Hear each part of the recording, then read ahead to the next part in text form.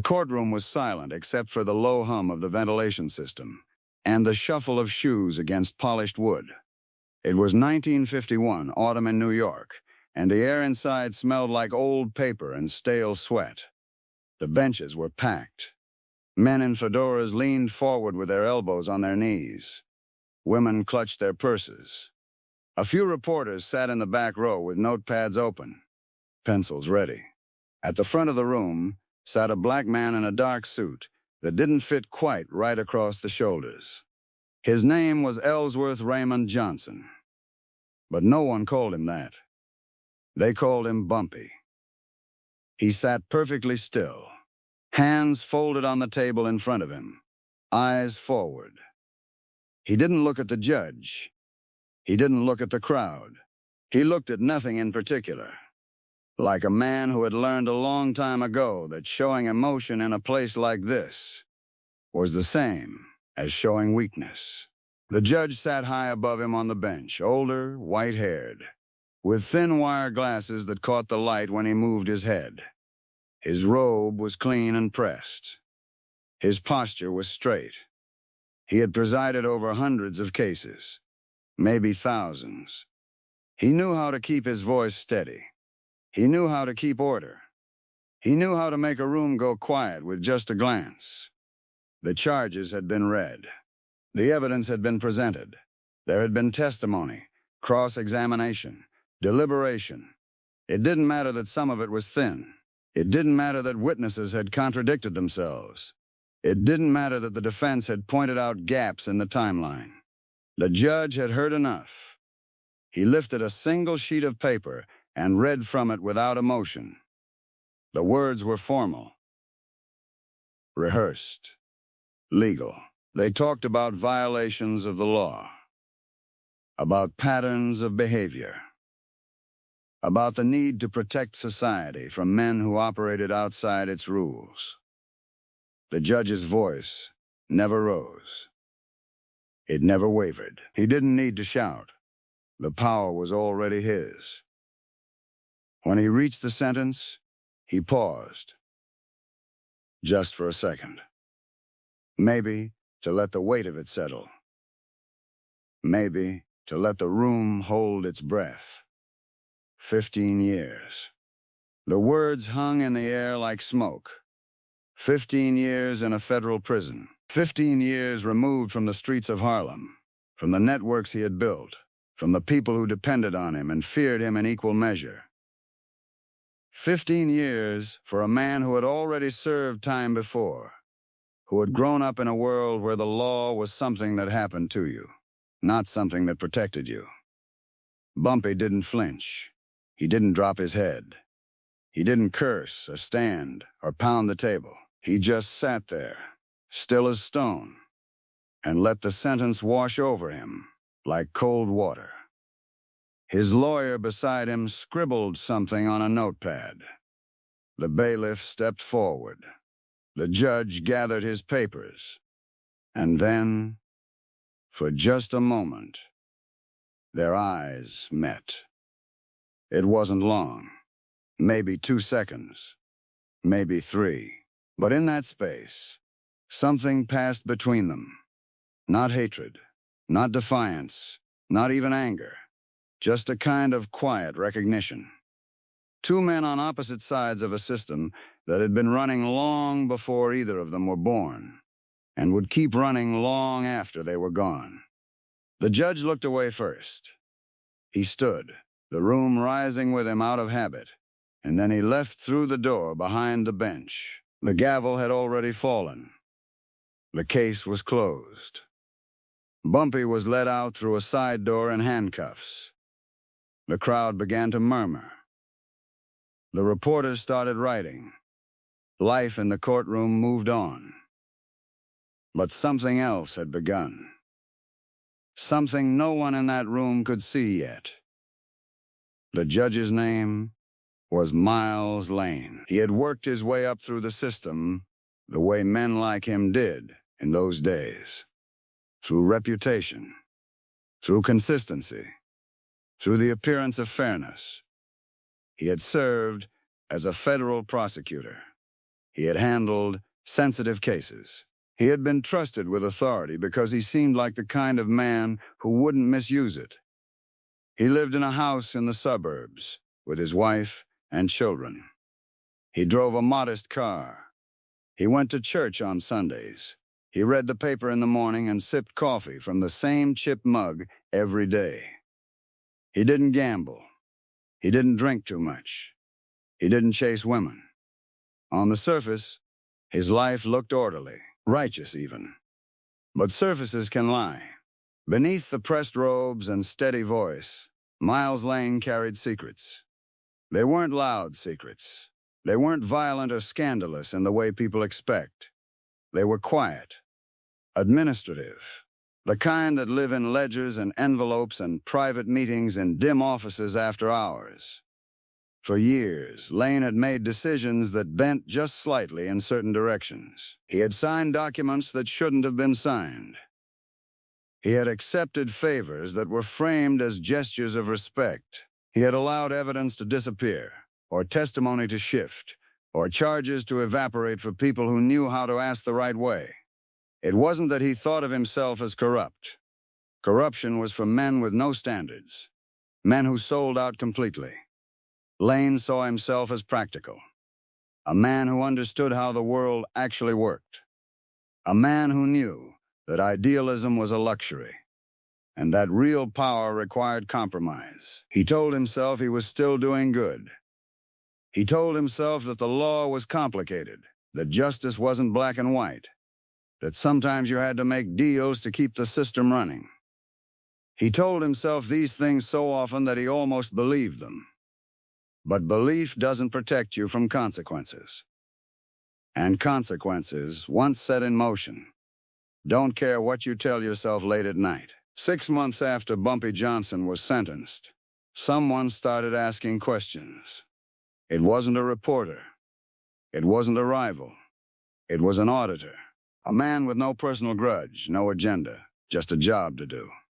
He had been assigned to review financial records from several cases that had passed through Lane's courtroom. Routine work. Standard procedure.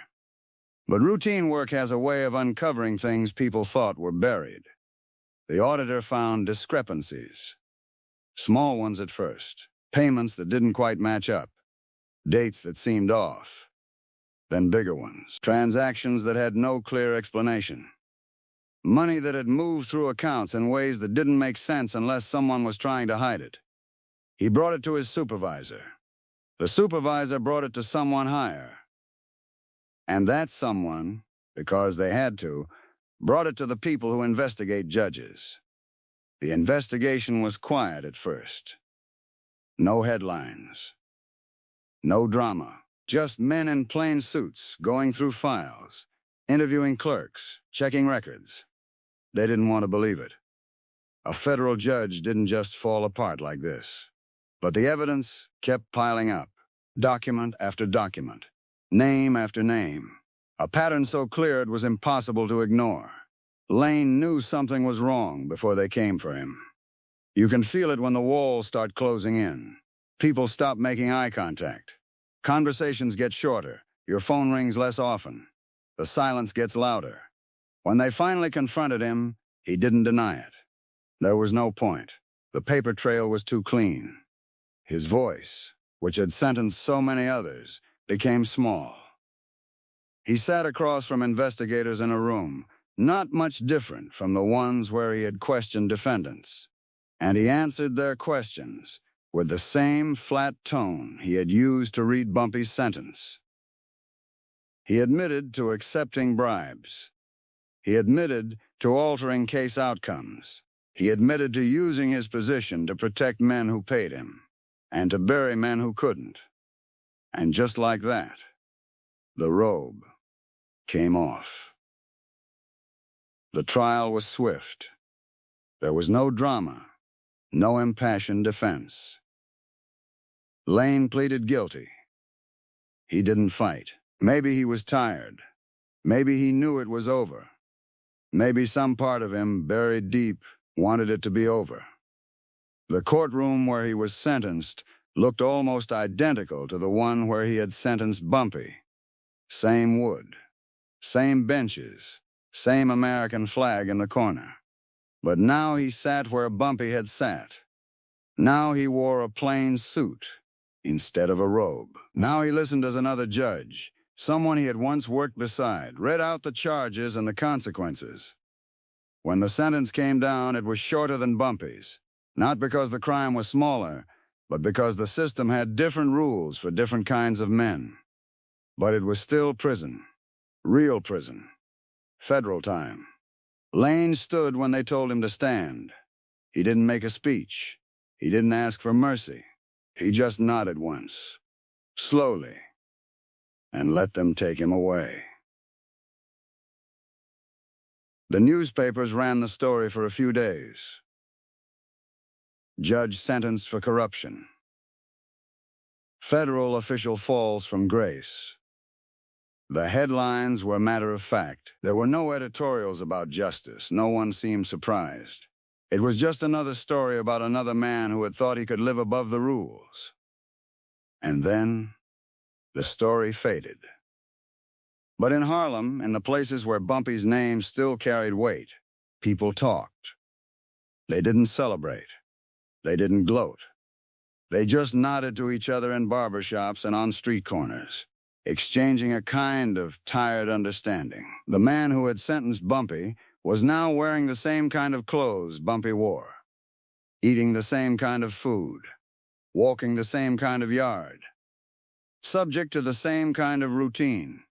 There was no poetic justice in it, no cosmic balance, just the slow, grinding reality that power, when misused, eventually runs out.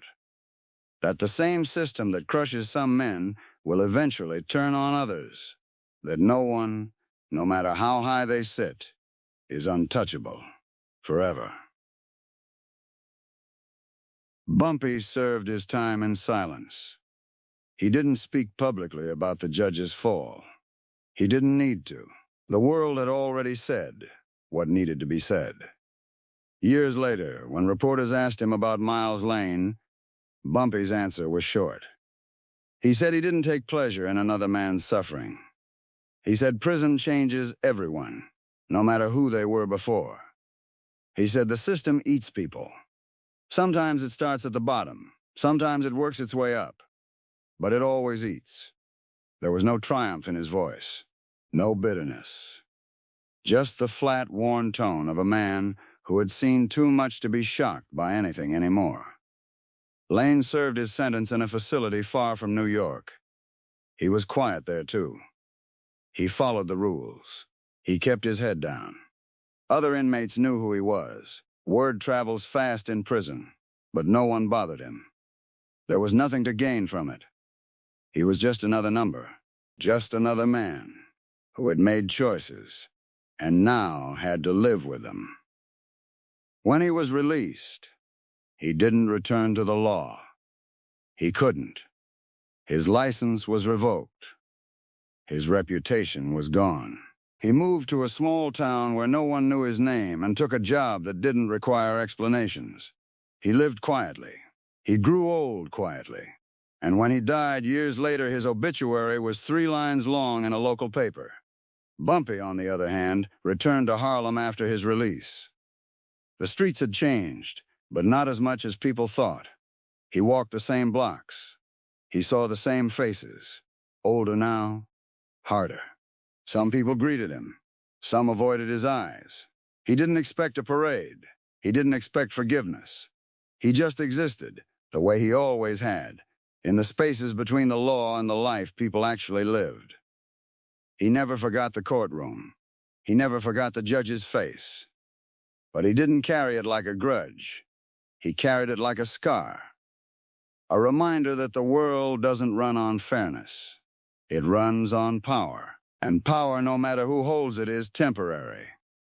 The 2 men never spoke again. They never wrote letters. They never crossed paths. But their lives remained tied together by that one afternoon in 1951, when one man sat high and passed judgment, and the other sat low and accepted it. And neither of them knew that the roles would reverse before the year was out. There's no lesson at the end of this. No moral that wraps it up neatly. Just two men who lived in the same system, on opposite sides, until the system decided it was done with both of them. Bumpy didn't become a saint. Lane didn't become a villain. They were just men, flawed, complicated, caught in a machinery bigger than either of them, grinding forward whether they understood it or not. And maybe that's the only thing worth remembering, that the world doesn't stop for anyone's justice. It doesn't pause to make things fair. It just keeps moving, indifferent and relentless, swallowing the powerful and the powerless alike, until all that's left is the story. And even that fades, eventually, into the hum of the courtroom ventilation, and the shuffle of shoes on wood, and the quiet turning of pages no one will ever read.